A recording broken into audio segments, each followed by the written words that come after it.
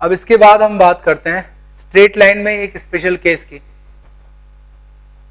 Motion along straight line में special case है motion under gravity,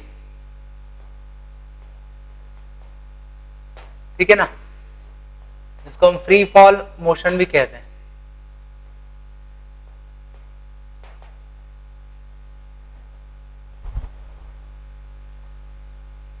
अगर हम किसी ऑब्जेक्ट को एयर में उछाल दें या ड्रॉप कर दें हवा में, तो वो नीचे ग्राउंड पर गिरता है, ये हम जानते हैं, ठीक है। उसका रीजन है कि जो अर्थ है वो अपने आसपास हर एक ऑब्जेक्ट को अपनी तरफ खींचती है बाय ग्रेविटेशनल फोर्स। तो ग्रेविटेशनल फोर्स है मतलब वहां पर एक्सीलरेशन होगा। इसका मतलब ये हुआ कि जब भी आप किसी ऑब्जेक्ट को आप अर्थ के आसपास छोड़ते हो, वो एक्सीलरेट करेगा because of gravitational force, right. तो हम डे टू डे लाइफ की प्रॉब्लम की बात करते हैं। एक्चुअल में देखा जाए अर्थ इज वेरी लार्ज और किसी भी ऑब्जेक्ट पर जो फोर्स लगता है वो सीधे सेंटर की तरफ होता है, ठीक। और फोर्स के कारण जो एक्सीलरेशन होता है वो acceleration due to gravity height पर डिपेंड करता है। बहुत ज्यादा हाइट पे चले जाओगे तो एक्सीलरेशन कम होता है, पास में रहोगे तो एक्सीलरेशन ज्यादा होता है, ठीक है। और फोर्स की जो डायरेक्शन है वो हमेशा सेंटर की तरफ होती है। ये तो बहुत लार्ज स्केल की बात हो गई, बट नॉर्मल प्रॉब्लम की बात करें, नॉर्मल सिचुएशन की बात करें, तो जो ग्राउंड है वो हमें फ्लैट दिखाई देता है हमारे आसपास का, और बहुत कम हाइट की बात करते हैं हम 150 मीटर, ठीक है। तो उसमें कोई अर्थ हमें बहुत राउंड शेप में या स्फीयर के शेप में नहीं दिखेगा, आपको फ्लैट ग्राउंड दिखेगा। और आप किसी भी ऑब्जेक्ट की बात करो, उस पर लगने वाला फोर्स हमेशा डाउनवर्ड डायरेक्शन में होगा, ठीक है। This force is equal to mg, जिसको हम वेट भी कहते हैं, ग्रेविटेशनल फोर्स। तो किसी भी ऑब्जेक्ट पर लगने वाला फोर्स जो है वो mg के बराबर है, ठीक है। या हमें ये कहना चाहिए कि F जो है वो ग्रेविटेशनल फोर्स है,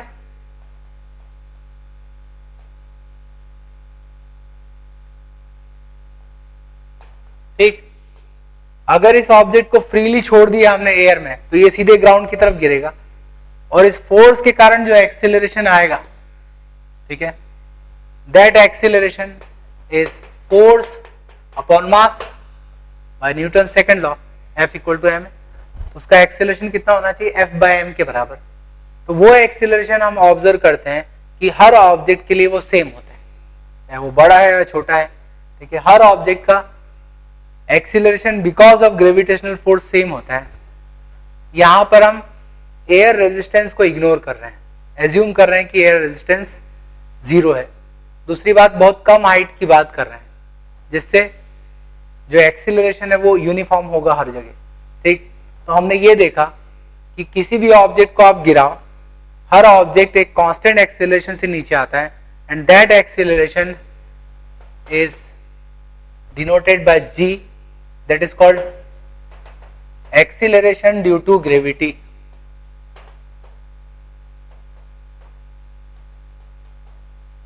ठीक है। और नॉर्मली इसकी वैल्यू होती है अर्थ पे 9.81 metre per second square. Although ये प्लेस टू प्लेस वेरी करती है, बट उसका वेरिएशन हम इग्नोर कर रहे हैं, ठीक है। ये इसकी एवरेज वैल्यू है 9.81 मीटर पर सेकेंड स्क्वायर। इसका मतलब ये हुआ कि आप किसी भी ऑब्जेक्ट को एयर में उछाल दो, एयर रेजिस्टेंस को इग्नोर कर दें और कम हाइट की बात करें, ठीक है, तो उस केस में हर ऑब्जेक्ट का एक्सीलरेशन ग्राउंड की तरफ होगा, हर ऑब्जेक्ट के एक्सीलरेशन की डायरेक्शन नीचे होगी, और एक्सीलरेशन का मैग्नीट्यूड होगा 9.81 metre per second square. That is called acceleration due to gravity, ठीक है ना। इसको लगभग हम 10 के बराबर कह सकते हैं, ठीक है। तो नॉर्मली प्रॉब्लम में इसको 10 के बराबर ले लिया जाता है। तो 10 मीटर पर सेकंड स्क्वायर एक्सेलरेशन होगा नीचे की तरफ, डाउनवर्ड डायरेक्शन। ठीक है,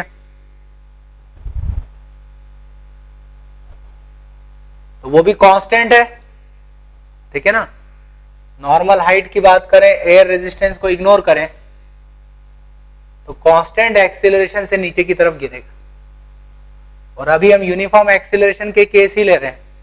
इसका मतलब ये हुआ कि अगर कोई ऑब्जेक्ट हवा में है और वो नीचे गिर रहा है ग्राउंड की तरफ, ठीक है, या हवा में आप उसको उछाल दो, जैसे ऊपर उछाला, एक बार इसको उछाल दिया, हवा में आ गया, तो उसके बाद सिर्फ एक ही फोर्स लग रहा है इस पर, दैट इज ग्रेविटेशनल फोर्स।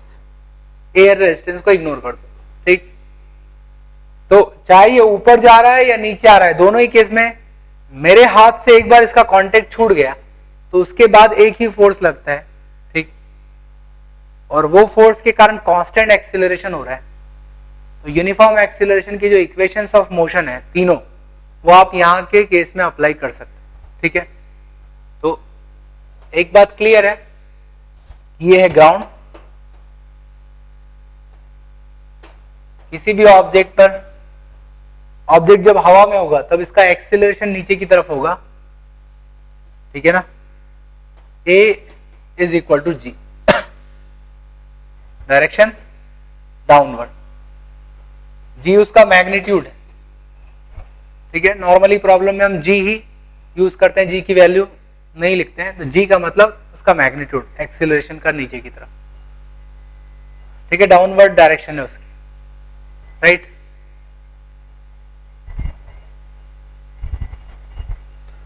अब हम मोशन अंडर ग्रेविटी के प्रॉब्लम लेंगे। किस तरह के प्रॉब्लम में ये लगेगा? इसमें तीन तरह के प्रॉब्लम हो सकते हैं। एक, आप किसी पत्थर को ऊपर की तरफ उछालो सीधे वर्टिकल डायरेक्शन में, तो ये सीधा ऊपर जाएगा, स्पीड कम होती जाएगी, उसके बाद फिर वापस नीचे गिरेगा, उसी लाइन में नीचे आ जाएगा। मतलब ये लाइन में मोशन हो रहा है, that means motion in one dimension. दूसरा केस हो सकता है कि आप ऊपर से इस पत्थर को ड्रॉप करो, ड्रॉप करने का मतलब गिराया, छोड़ दिया, तो ये नीचे की तरफ आएगा एक्सीलरेट करते हुए, तो सीधे स्ट्रेट लाइन में मोशन। या फिर तीसरा केस हो सकता है कि इसी पत्थर को ऊपर से ड्रॉप ना किया जाए, थ्रो किया जाए नीचे। ड्रॉप और थ्रो में फर्क ये है, ड्रॉप करोगे तो इनिशियल वेलोसिटी 0 रहेगी और थ्रो करोगे तो कुछ ना कुछ इनिशियल वेलोसिटी सीधे नीचे आएगा। या एक केस ये भी हो सकता है कि पत्थर को किसी हाइट से आप ऊपर उछालो, तो ये पहले ऊपर जाएगा और उसके बाद फिर नीचे गिरेगा उसी लाइन में, बट फाइनली वो कहां पर आ जाएगा? ग्राउंड। ठीक है, तो ये केसेस हो सकते हैं। अब इनसे रिलेटेड हम प्रॉब्लम्स करेंगे। तो इस तरह के केस में कांस्टेंट एक्सीलरेशन G होगा डाउनवर्ड डायरेक्शन। ठीक,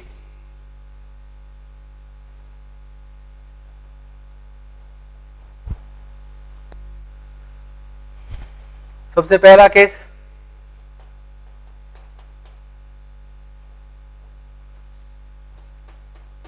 a stone is dropped from height h। ठीक है, h हाइट से स्टोन को गिराया, कितने टाइम के बाद ये ग्राउंड पर गिरेगा और कितनी स्पीड से ये ग्राउंड से टकराएगा ये बताएं। After what time and with what speed it strikes the ground. ठीक है, नीचे की तरफ आएगा, एक्सीलरेट करेगा, टकराएगा ग्राउंड से। देखो, स्ट्रेट लाइन में मोशन है, आपको डायरेक्शन लेनी होगी प्लस और माइनस। अब आप कुछ भी ले सकते हो प्लस और माइनस, बट फिर भी थोड़ा कन्वीनियंस देखो। इसका मोशन नीचे की तरफ हो रहा है, G की डायरेक्शन भी नीचे, एक्सीलरेशन, तो वेलोसिटी भी नीचे और एक्सीलरेशन भी नीचे। तो आप इसी डायरेक्शन को प्लस ले लो तो माइनस साइन से बच जाओगे। तो डाउनवर्ड डायरेक्शन को मैं प्लस कह रहा हूं और अपवर्ड को माइनस। ठीक, पहले देखते हैं कितने टाइम के बाद स्ट्राइक करेगा। Displacement is UT plus half eighty square. कितना डिस्प्लेसमेंट होगा इस स्टोन का, ठीक है। तो सीधी सी बात है, यहां से शुरुआत की, यहां टकराएगा, एच डिस्प्लेसमेंट होगा, नीचे है तो प्लस पॉजिटिव ही रहेगा, so plus H displacement. UT drop किया है तो initial velocity 0 plus half acceleration कितना है जी, ये भी पॉजिटिव रहेगा, टी स्क्वायर। टाइम हुआ √2h/g।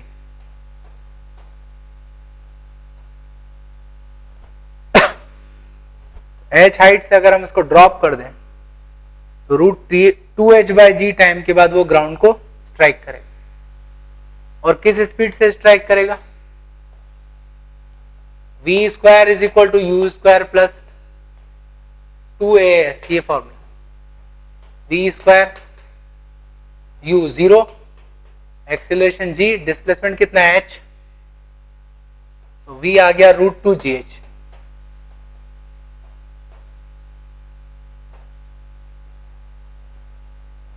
सो √2gh टाइम के बाद ये स्ट्राइक करेगा ग्राउंड को।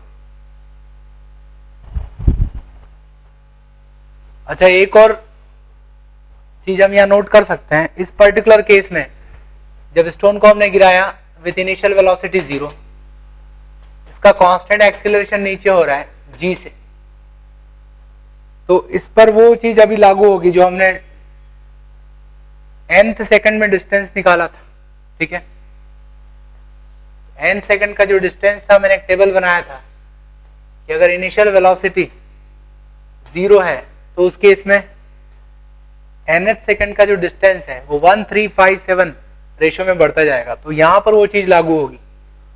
पहले सेकंड में डिस्प्लेसमेंट कितना होता है, a/2 मतलब g/2।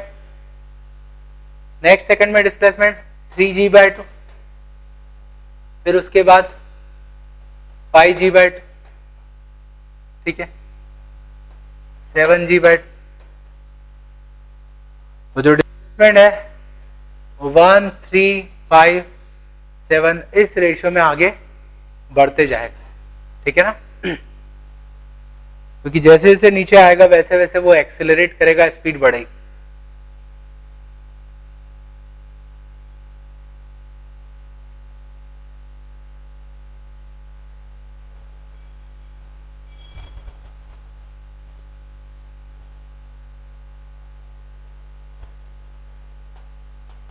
एक एग्जांपल लेते हैं।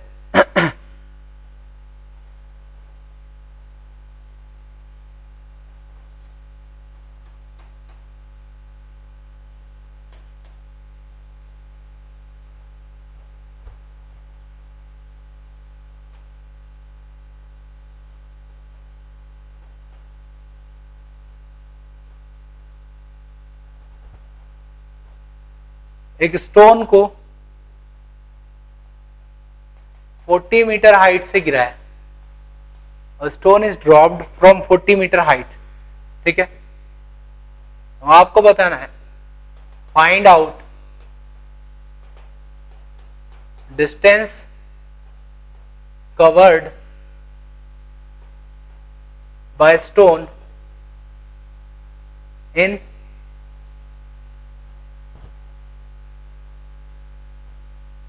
the last second before striking ground।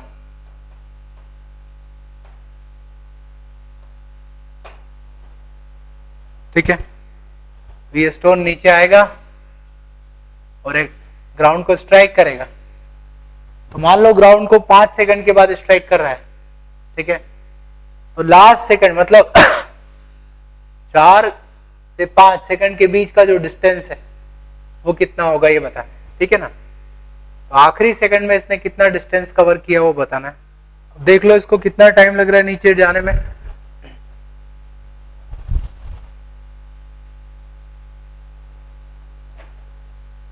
तो अभी हमने निकाला टाइम √2h/g, h है 80 मीटर बाय g, g को हम 10 ले रहे हैं, ठीक है। So it is 4 second. 4 second लग रहा है इसको नीचे आने में, ठीक है। t इक्वल टू 0, ये है t इक्वल टू 4, बीच में होगा t इक्वल टू 3, तो लास्ट सेकंड मतलब 3 से 4 सेकंड के बीच का डिस्प्लेसमेंट, ठीक है। अब ये कैसे निकालें? अब इसके दो तरीके हो सकते हैं, ठीक। एक ये कि आप यहां पर वेलोसिटी निकाल लो 3 सेकंड के बाद, और अगर यहां की वेलोसिटी आ गई तो आप ये 2 पॉइंट ले लो और इसमें इक्वेशन ऑफ मोशन लगा लो, डिस्प्लेसमेंट की इक्वेशन। या फिर एक और तरीका, क्योंकि आप देख लिया कि 4 सेकंड में एग्जैक्टली स्ट्राइक कर रहा है, मतलब आपको 4th सेकंड में डिस्टेंस निकालनी। अभी हमने फॉर्मूला लिखा था nth सेकंड की distance, u plus half a 2n minus 1, ठीक है। क्योंकि सीधा ही आ रहा है, टर्न तो कर ही नहीं रहा है, तो ये यूज कर सकते हैं। 4th सेकंड में u 0 है, half a acceleration is 10, 2n minus 1, ठीक है। तो 7g/2 मतलब 35 मीटर। आप समझ सकते हो आखिरी सेकंड में ये 35 मीटर चल रहा है, 35 मीटर। इसका मतलब पहले से 3 सेकंड में ये 45 मीटर चलता है और आखिरी सेकंड में 35 चल लेता है, क्योंकि स्पीड लगातार नीचे बढ़ती जा रही है, ठीक है ना। और एग्जांपल लेते हैं।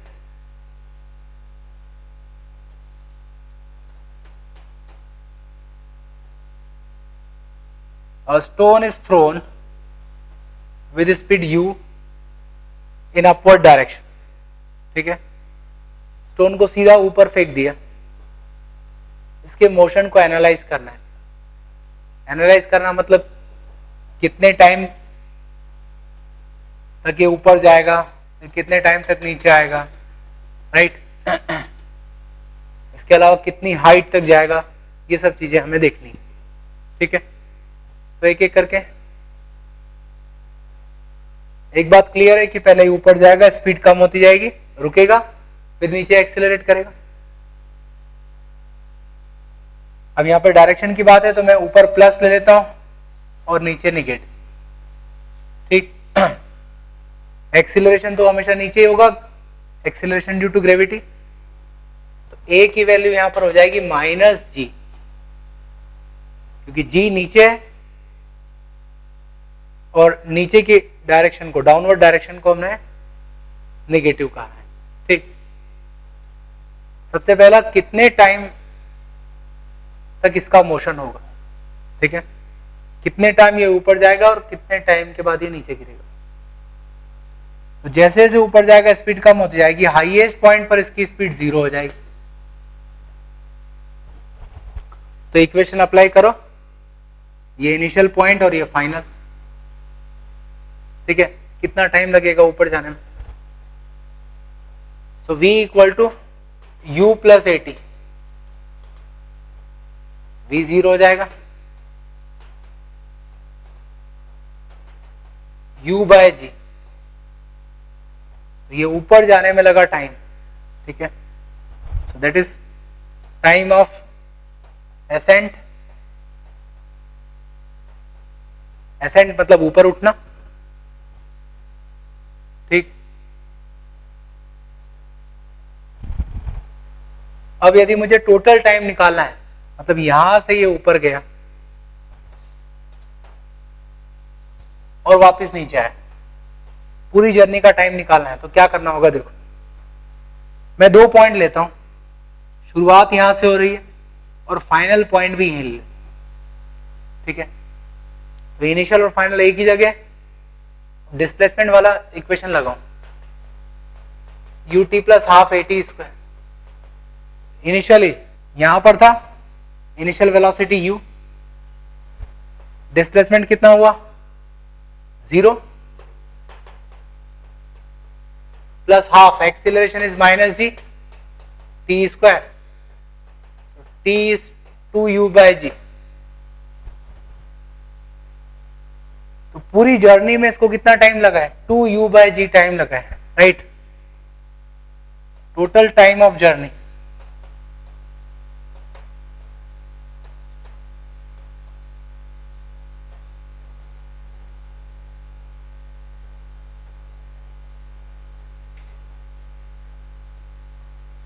तो एसेंट का टाइम, ऊपर जाने का टाइम 2u/g है, टोटल टाइम 2u/g है, इसका मतलब नीचे आने का टाइम भी u/g होगा, ठीक है। तो हम क्या कंक्लूजन निकाल सकते हैं,